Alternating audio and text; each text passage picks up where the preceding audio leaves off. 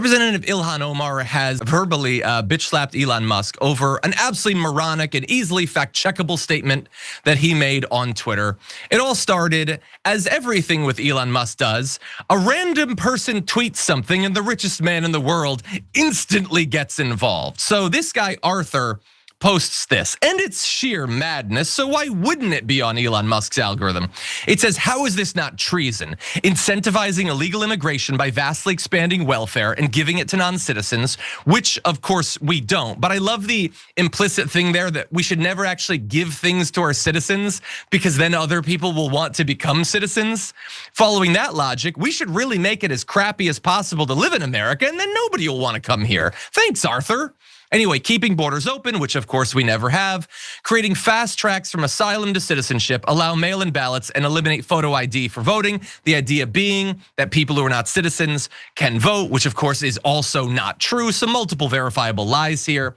Then you win elections, repeat until one party rule. So the idea here is that the Democrats have created this vast welfare state that then brings in a bunch of migrants, and that's why they did it, by the way.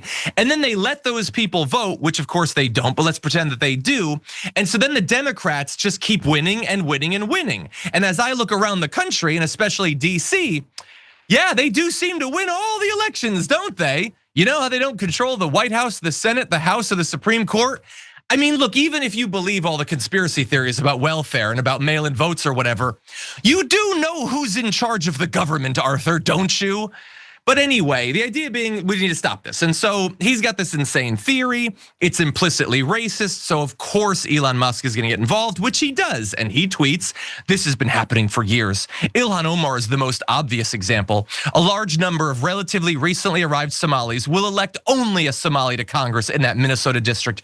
This is much more subtle, but just as bad in many other parts of America. And of course, he's not going to prove that second part. He can't even prove the first example he's giving.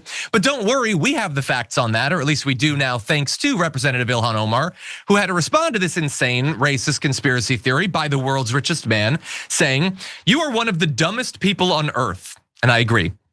My district is literally a majority white district. Your conspiracy theories are laughable and should have no place in a society that cares about facts. And I agree with that point, and I would love to someday live in that society.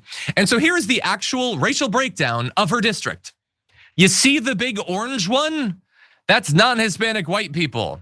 That's a majority of the entire district. Not only are Black or African American non-Hispanic, only 17%, 17, not 70, 17%, even if you add up all of the other non-white groups, it's not a majority. So Elon Musk's theory is that that Ilhan Omar has been brought to power on the backs of Somali migrants who aren't citizens, who will only vote for their own people, as some sort of conspiracy theory. And he didn't even bother to Wikipedia the racial demographics of that congressional district before saying it. And I know, again, this is not gonna get through to people, as nothing over the past 4 or 5 years has gotten through to people about Elon Musk. But how can you possibly believe that he's nailing all this stuff when he will not do 2.3 seconds worth of research before tweeting his insane xenophobic conspiracy theories?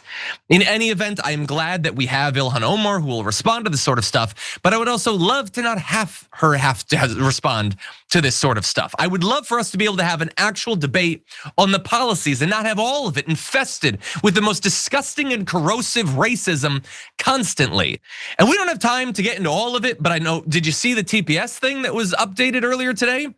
Temporary protected status for Somalis is being taken away. Not for like people who've committed fraud, or even people who have some loose affiliation with some organization we're gonna pretend is a terrorist organization, anything like that. It's just, if you are a part of this group, this national origin, you are going to be deported. We are now choosing national origins to just yeet out of the country.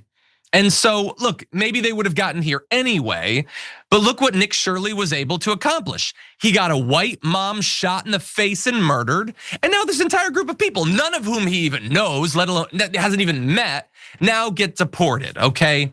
We live in such a grotesque and yes, obviously fascistic state, and something has to be done. Something will be done. I want something peaceful to be done, but Elon Musk seems to be speed running alternative outcomes.